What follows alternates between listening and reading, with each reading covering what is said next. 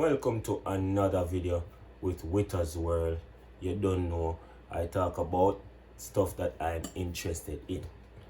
And one of the topics that I want to talk about today is the path which Jamaica's track and field is going on. What does our future in track and field looks like? You know, time and time again we've seen where Jamaica has been struggling in the 4x100 relays and even in the 4x400 meter relays. We've seen the constant struggle to get the baton around correctly. We've seen the constant struggle to put the right athletes on the correct legs. We've seen that constant struggle. We've seen the battle. We've seen that the decisions that are being made are being questioned by the fans and by experts in the field. And I myself also question, what are we really doing to solve these problems? Are we going to just sit by and watch our track and field legacy go down the drain? Are we going to sit by and watch these relays fail time and time again? I have never in my life seen Jamaica struggle so much when it comes to the relays and qualifying for the bigger games, qualifying for the World Championships. I've never seen anything like this.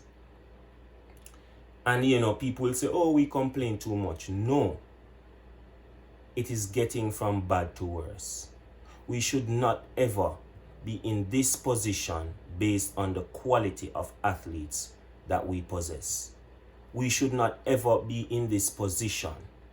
We should not be wondering if and how we're going to qualify for the World Championships with a measly 4x100 meter. Because at the end of the day, we have the pool of athletes that are able to take the baton around and get us finishing in the top two and qualifying for the World Championships. And so it's a major concern. What are we doing to solve these problems? I watched the relay and I saw the exchange between Julian Fort and Johan Blake. And it was saddening because of the fact that Julian Fort was also injured. And I asked the question, why aren't there more athletes in that relay pool to help when it is necessary? Because if we look at history, we know that Julian Fort isn't as healthy as he should be. We know that Julian Fort struggles with injury. And so we need the extra help to say, okay, if Julian Fort ran the first round, maybe we should get someone else to run the second round, because Julian Fort struggled with repeating. And don't get it wrong, Julian Fort is a phenomenal athlete. He has just been struggling with injuries, and it's just very unfortunate. My problem is that we did not take enough athletes there to solve for these problems when they arise. We did not take a good pool of athletes to the events. Because how do you have a Jodine Williams running a 4x4? That is complete nonsense. How do you have a Jodine who struggles to run a proper 200 meter? How do you have her running a 4x400 meter? It is complete nonsense. How? Is it the guy that is leading the team? Is it that coach from GC Foster? I don't know. Is it that sprint tech coach that I believe is a virus on the team, selecting certain athletes to run certain events? Because I am puzzled as to why any sensible coach would put Jodine Williams on a 4x400 meter. How is Jodine Williams on it? It makes no sense.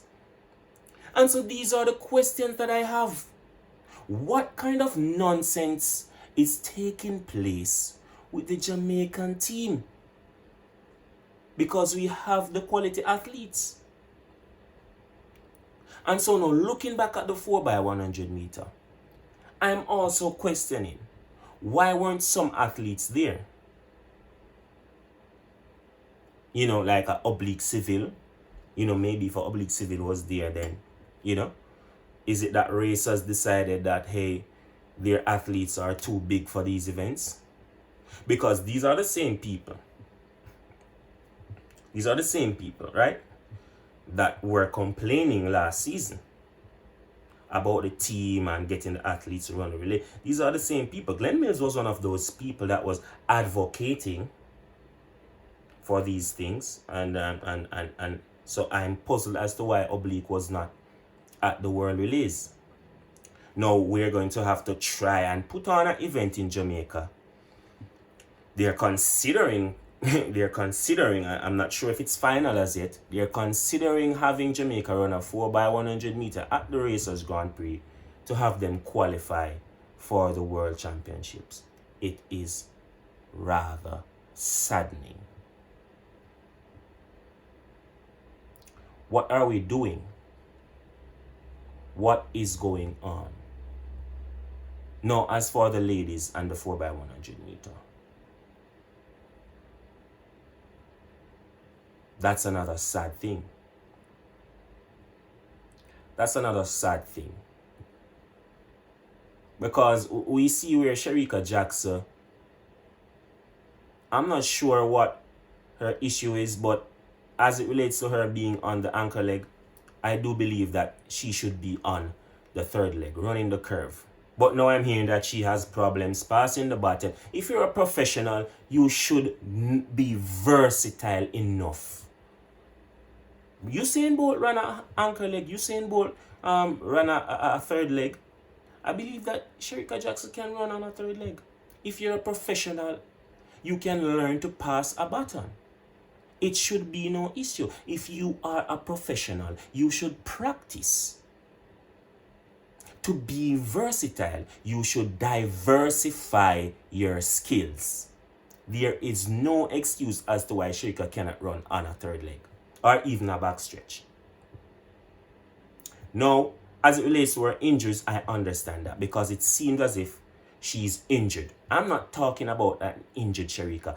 It seems to me that even a Shericka that is in shape struggles to run the anchor leg.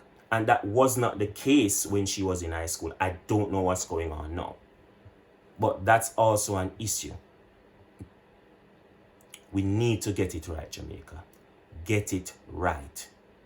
Get it right. It's not looking good for us. It's not looking gold medal good for us. It's not looking gold medal good. Will we get gold medals in the sprints? We'll see about that. Remember to like, comment, share, and subscribe. And remember, I'm going to come back with a part 2 for this video. So like, comment, share, and subscribe. And stay tuned for part 2. Let's get it.